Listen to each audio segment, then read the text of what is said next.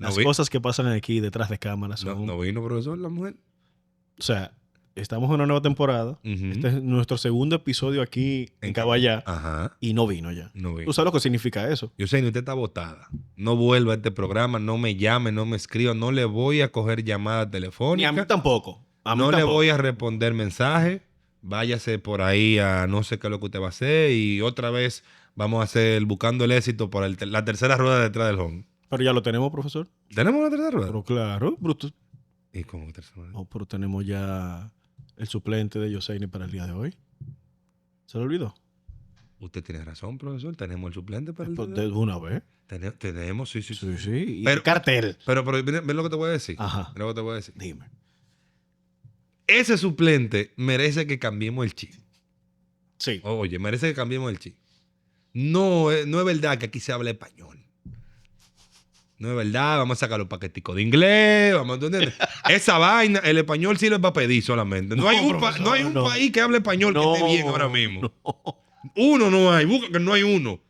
El español el español nada más sirve para pedir. Por eso, esta entrevista la vamos a hacer en inglés. ¿Usted sabe con quién? Con subtítulos. Con subtítulos, sé que acá. Está bien y todo, pero hay que meterle los subtítulos. No era con subtítulos que íbamos a hacer. Hay que meterlo. Junto a nosotros, en este episodio de Detrás del Home, analista de MLB, el nombre más importante del periodismo deportivo de Grandes Ligas. Ay, chichi. No voy a decir porque yo no me comparo, no llego allá. Tengo el honor de haber trabajado con él en algunas cosas para ESPN. Con nosotros, Jeff Passan. MLB Insider Jeff Passan. Welcome, Jeff, to Detrás del Home. It's a little space where we talk about what we love, that it's baseball. With me, Héctor Mancebo. He's my friend. He is my co-host here. And let's start talking about some stuff. First, we got a couple of questions, non-baseball related for you. Oh, even better. Let's go. Okay. The first question is, are you going to be in Backlash this Saturday? Totally fair question because it's in St. Louis, and St. Louis is only a 4-hour drive from Kansas City where I live. But no, this weekend is my son's senior day. He's only a junior, but his baseball team, they're 18-4 right now. They're fantastic, and I would, as much as I would love to be at Backlash and watching Orton versus Cena and watching McAfee versus Gunther, I will not miss my kid's baseball game for just about anything. Yeah, I get it. Héctor. Hi, Jeff. You are the El Grande Americano?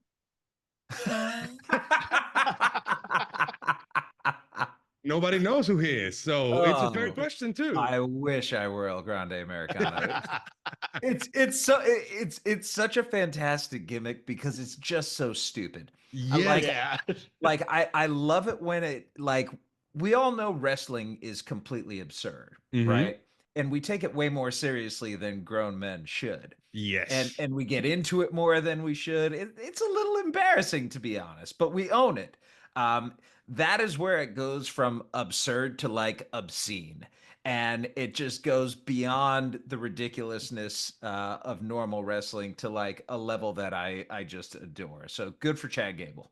Yeah, I understand what you're saying. It's something. In my house when we have wrestling, you see my wife going around like, "Are you really watching wrestling?" And I'm like, "Yes." And now our baby, I'm trying to get her to watch wrestling as she grows old. This happened in my house 2 days ago, where my wife said to me, "I'm tired of hearing this shit," and I was like, "Yeah, you know what, babe? Like, I get it. Don't blame me one bit." I get it. Let's talk about the World Baseball Classic. I told you that we had the impression, and this is where I'm gonna start. I know it's a year away, but next year's World Baseball Classic is going to be the 6th edition of the event, and it's going to be the 20th anniversary of the event. Since 2006, since the Dominican Republic, when we heard, hey, you're going to have like the dream team of your best baseball players playing against the United States, Japan, Puerto Rico, Venezuela, Mexico, and all those teams, we got pretty excited about it because it was going to be the first time we were going to see all of our best baseball players in one team. But I don't know why we felt here in the Dominican Republic that the reception from the American fans wasn't the same. Like they were warm, cold to the event, and the players too. So has that changed in the last 19 years, almost 20, for the next tournament? I hope so. I'm not convinced that the momentum from the last tournament is going to carry over to this one, because I think, guys, that it's kind of a reflection of the state of baseball in the United States right now. The NFL is king, the NFL is queen, the NFL is prince, princess, jester, the whole court. Like football is everything in America. And whatever's left over from the sporting bandwidth that you have, it's kind of divided among the NBA and the NHL and Major League Baseball. And even if you're not a baseball fan, I don't know how you could have watched the World Baseball Classic a few years ago and not come away thinking that was awesome. Like that was theater. That was sport at its highest level. And I love it. I covered 4 Olympics when I worked at Yahoo. And as much as I love baseball, like the Olympics are so much fun to cover just because people are competing for their country. And I feel like it brings something out in athletes when they're competing with their flag on their sleeve and with the name of their country across their chest. And I adore the WBC. I think it's great for baseball. I wish it were at a different time of year. Like I wish they would just pause the season around the All-Star break, extend it by a few days so we could have pitchers going more than, 3, 4, 5 innings early on so we can really see baseball at its best. But it was pretty darn good last time around. And I hope for everyone's sake that the American audience embraces it a little more. But Juan, like the truth is, if they don't, I just look at it like you're the idiots who are missing something great. Like it can be my little secret, and me and my friends will absolutely love it. And not everything needs to be like mainstream for you to appreciate it. So yeah, the players, they seem like they care more about the event. I was listening to Mookie Betts the other day talking with the Oscar Hernandez, and he was comparing the World Baseball Classic with the World Series, and he says that the WBC, there's something different about representing your country. It's okay, the millions are paid by the teams, it's paid by the MLB, but as you said, wearing that uniform with your flag, with your country's name in front, it has to mean something else. And I've seen, I talk about Mookie, but I also saw what Aaron Judge said when the United States announced that he was going to be the captain. So the public perception might not be that people are paying much attention in the United States to it, but apparently the players have changed their view about the tournament because that was an issue at the beginning too. Absolutely. And I think some players have changed their view. I don't think it's widespread. I still think pitchers are skeptical about it because, and I get that. Like, that's why I want the time of year that it's played to change because, players and pitchers especially have to wait. Like, the team that's paying me versus the country that I'm living in and that I grew up in and that I have an affinity for. And uh, how much do I give to that group that isn't paying my salary and that I didn't sign a contract with? And how much at this particular time of year where, as much training as guys do in the off season, they're more ready than they used to be toward the beginning of spring training. But still, like if you're Paul Skeens, and I think Paul Skeens is going to be a really interesting litmus test for the WBC roster for the United States this time around. Paul Skeens loves America, I think, more than just about any other player in Major League Baseball right now. And it's not like a fake love of America. It's not like America. No, it's not that. I mean, this was a guy who wanted to be a fighter pilot in the United States Air Force, who went to the Air Force Academy, who it's just been indoctrinated in him his whole life. And yet, Paul Skeens also understands that in the WBC, he's going to be throwing more max effort pitches than he ever would that time of year. And that there, Mark DeRosa might want to lean on him more than he would in other circumstances. And how does that affect his health going forward, especially for a guy who has made a good bit of money through his signing bonus and through incentive programs? But, his big payday is ahead. And does he want to in any way jeopardize that to play what amounts to be an exhibition game? My hope is yes. My guess is probably. But that it's even a question for pitchers to be competing in this, I think speaks to why the time needs to be moved. It shouldn't be a question. Mhm. The immediate answer should be, yes, I want to play in this tournament and I want to represent my country. And unfortunately for pitchers, it's not an immediate yes. Sí, y justamente como menciona Jeff, la parte de Paul Skeens que está interesado en participar, pero ese ha sido el dolor de cabeza de Estados Unidos a través del Clásico Mundial. No han tenido ese stuff de lanzadores, vamos a decir, como nosotros en República Dominicana tenemos a Sandy Alcántara, el stuff que tuvimos en las últimas ediciones. ¿Qué otro lanzador entiende Jeff que puede participar o que estaría interesado en participar en representar a Estados Unidos, ya que tienen una cartera bien amplia de lanzadores? Skins, puede ser un Zach Wheeler, puede ser un Aaron Nola, o sea, hay muchísimos lanzadores. So Hector is saying that he is with you 100%, that one of the main issues of the United States teams have been pitching. Yep. Because of what you just explained. So he's just thinking, besides Skins, what names would you like to see joining the United States team for the next WBC? Tarek Skubal, I think, is at the top of the list. If there's somebody in baseball right now who's the best pitcher and that's not Paul Skeens, it's Tarek Skubal. I would love to see Garrett Crochet. I think Hunter Green would be great. Michael King. You guys named a couple. Hunter Brown, Logan Webb, Max Fried. Like, there are a lot of guys. And it's interesting because you look at the Dominican roster, and there are not a lot of Dominican starting pitchers in Major League Baseball this year. That's right. I looked at this a couple days ago. Do you know how many? So there have been, let's see, 30 times 5, factor in injuries. I don't know the exact number, but I'm guessing there have been 200 to 250 starting pitchers in baseball this year.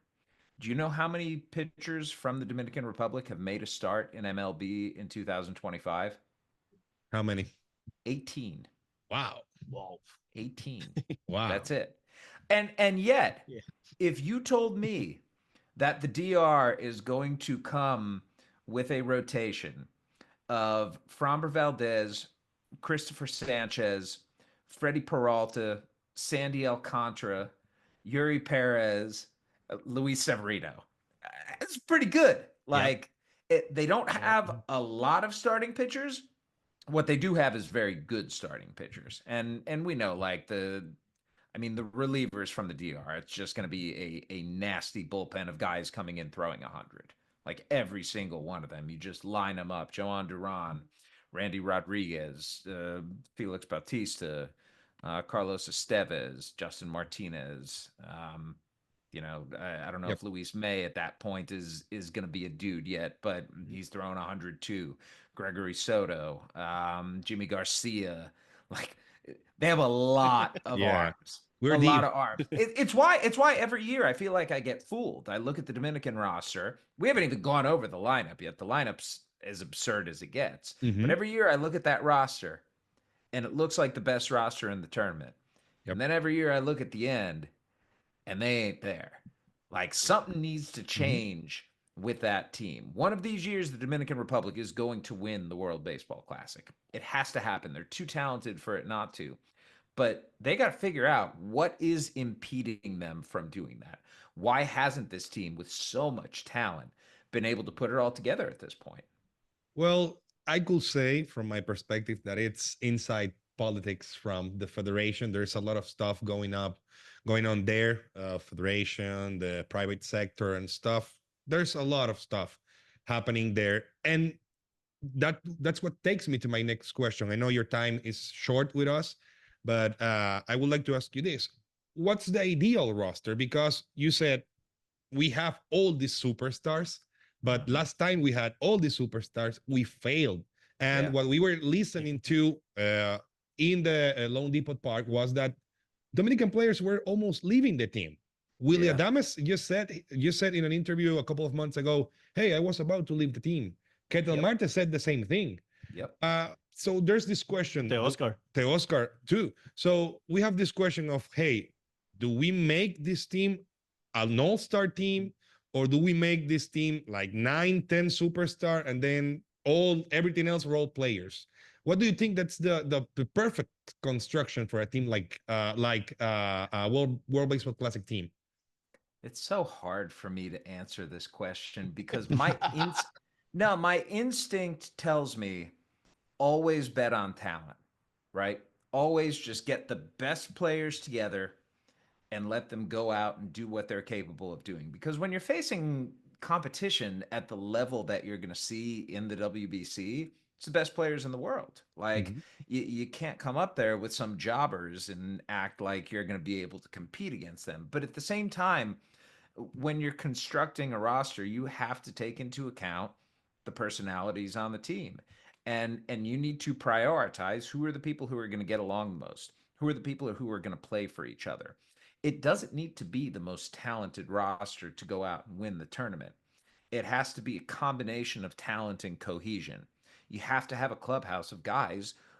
Maybe they don't even like each other, but if they're willing to play together, if they're willing to play the kind of baseball that you need to, fundamentally sound baseball, if they're willing to be accountable to each other. And that to me is what goes back on the federation and goes back on the manager. You need a firm hand there to make sure that everybody is playing for one another and that this is not some sort of individual showcase. Everybody needs to be invested in the success, not of themselves, but of Team Dominican Republic. Because if they are, it's going to be hard to stop them. If they aren't, though, we're going to see the results that we've seen. Bueno, ahí está. No es lo mismo tener a Ronnie Linares que tener a Albert Pujols como dirigente. It's not the same having Rodney Linares than having Albert Pujols as a manager. That's what Héctor is saying, and he's right. I was going to say, he's exactly right. And yet, Albert Pujols is an inner circle, first ballot, no doubt Hall of Famer, one of the best right-handed hitters ever in the game's history. And I know he commands a ton of respect. Even then, these are men who have their own ideas and who have their own agendas. And Albert Pujols can't sit there and say, "I'm Albert Pujols and you're going to listen to me." He has to convince them that this needs to be a team. You are not individuals. This is a unit of 25 guys, and everybody is going to play a role. You cannot let your ego get in the way. You cannot let reaching for glory get in the way. You have to buy into the program, because if you don't, nothing's going to change. That is absolutely right. Fue justamente lo que pasó aquí en Lidón con los Leones del Escogido, que Pujols vino a romper esa sequía y a poner orden en el conjunto rojo. Héctor is saying that was sort of what Pujols did with the Leones del Escogido last season in the Winter Bowl.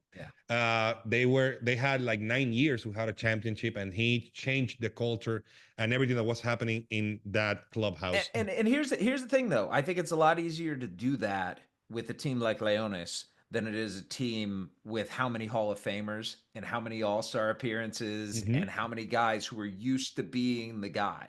Like, sorry, but an All-Star is probably going to be hitting 7th or 8th or 9th in that lineup. How do you make sure that he's happy? I mean, if Teoscar Hernandez isn't happy, something's fucked up. Like Teoscar, Teoscar Hernandez is like the nicest, most easygoing dude you're ever going to find. Like an exceptional teammate, a good person, somebody who needs to be a leader, somebody who you want to have around. And if he's there, like, I don't need this, then something's wrong culturally. So Albert Pujols, he's got a lot of work to do. But we've seen his capability as a manager with what he did with Leones. And, in the Caribbean series too. Yeah, Thanks. Yeah. Thanks a lot, Jeff. It's an honor to have you here. We hope it's not the last time. We hope that we can do this live someday and that we take you to a Winter Bowl game. You have to experience the Winter Bowl experience. They don't let me travel during the winter. It's all free agency. But yeah, it's free agency. You know, we're gonna do a live show next spring. My son's high school. My son's gonna be a senior next year. And every year for spring break, the kids from his high school travel to the Dominican Republic. So I will be there for a week, and we will make it happen. Thank you, man. Ahí está la prueba. We have you on camera. We have you on camera. Está todo grabado, lo tenemos aquí. Thank you, Jeff, man. It's a pleasure. Thank you, boys. Appreciate you having me. Thank you. Sorry that couldn't have been longer. Don't worry. Thank you for your time. It was a fun conversation. I hope I made sense. Yes, it was very fun. And again, this is your space. If you want to vent, talk about whatever you want to talk, we'll have an open mic for you. Thank you, man. I appreciate it, dude. Nice meeting you, Hector. Yeah. Bye.